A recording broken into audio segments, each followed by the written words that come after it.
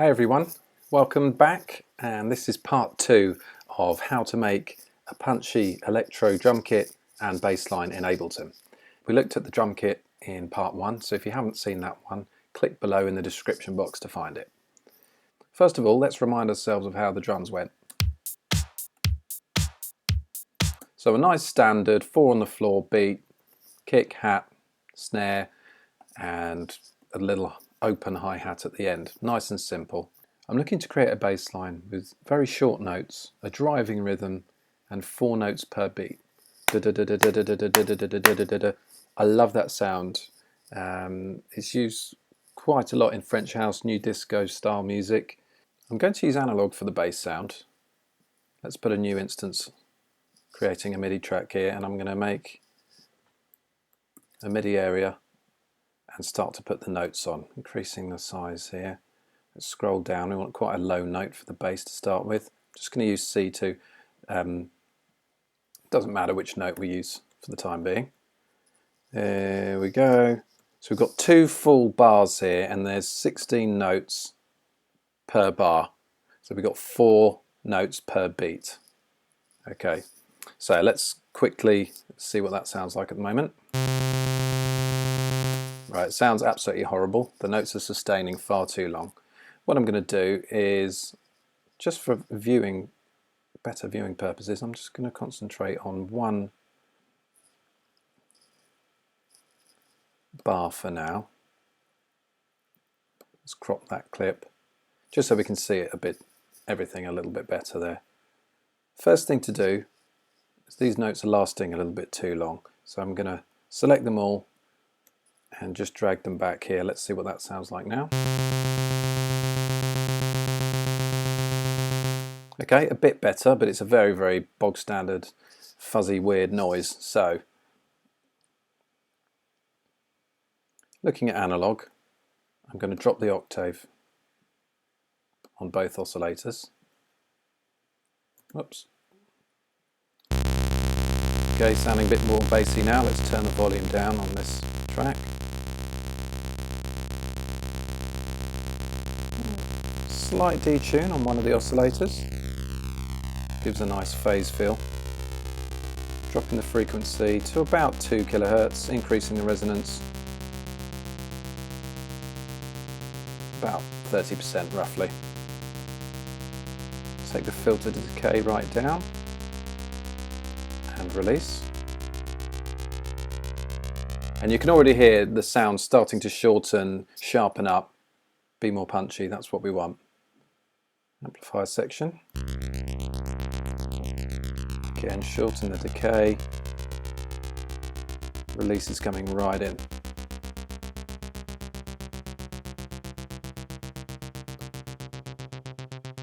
You can really just tweak this to your own liking. I'm going to go about 1.1 for the frequency.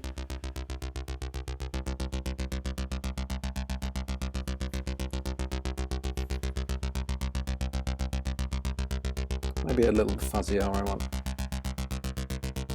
There we go. Okay, let's hear what that sounds like in context with the beat.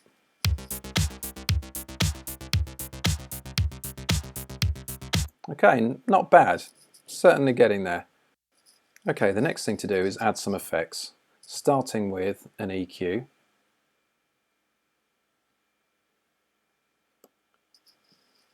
All I want to do, let's just solo the bass for the moment, is just increase the bottom end a little bit. There we go. Next one, I want to add a compressor. Let's just hide that for now.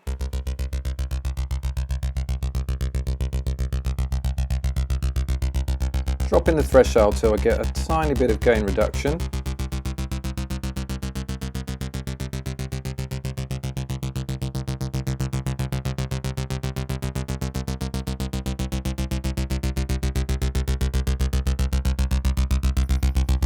Perfect. Next one, we want a utility from, where's it gone? There it is.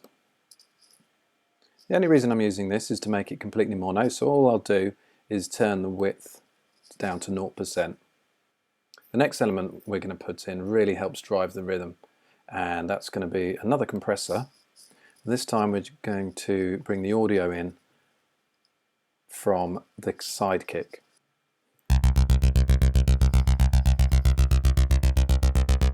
Turn the ratio right up there, attack down to nothing, release about 150, and now as we bring the threshold down, it starts to pump.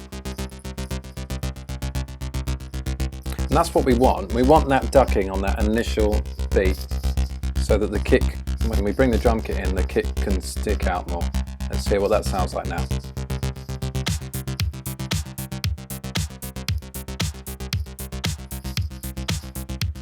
Nice. Okay, how can we make this a little bit more interesting? So having one bass sound is absolutely fine for a lot of circumstances. I'm the kind of person, and I'm never happy putting loads of stuff on. Sometimes I put way too much and it sounds dreadful. But I think a second bass line, even if it's ever so slightly different, can really add to the enjoyment of the listener. I'm now going to add another bass track. So what I'm going to actually do is duplicate this track. Let's call this one bass low and this one bass high. I'm not just going to leave it like this. I want to change the pattern on the high bass sound. So before I do that, to make it high, all I'm going to do is put the octave back up to 0. Everything else can stay the same. There's going to be a slight difference with the effects, which I'll show you. Going into the MIDI region, what I'm going to do is take out the second and the fourth note in the pattern.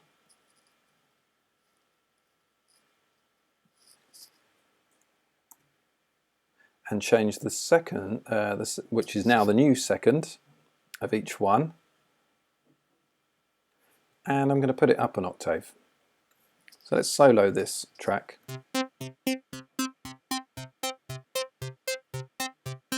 So this is going to work in tangent with the low bass line. Let's hear what it sounds like at the moment.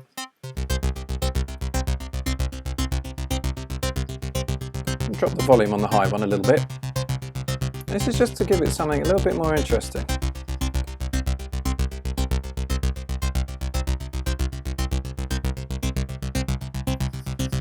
Okay, that's a nice blend. What I'm going to do is I'm going to change ever so slightly the frequency, make it a bit fuzzier,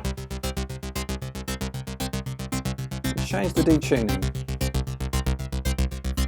so we get more of a phase feel on there as well. And lastly, I'm going to controversially put a bit of reverb on the high bass. Also going to turn off the utility so it's no longer mono. Let's just actually delete that effect.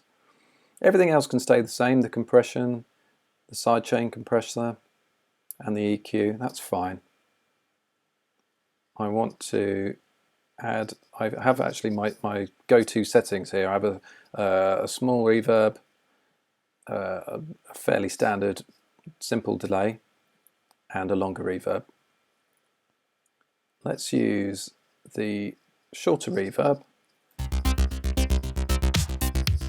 just soloing the high bass for now.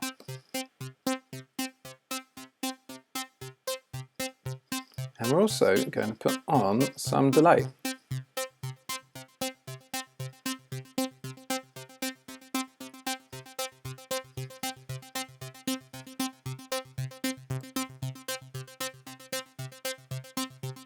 Increase the feedback there. It's almost like it's its own melody now. If we add the rest of the beat in,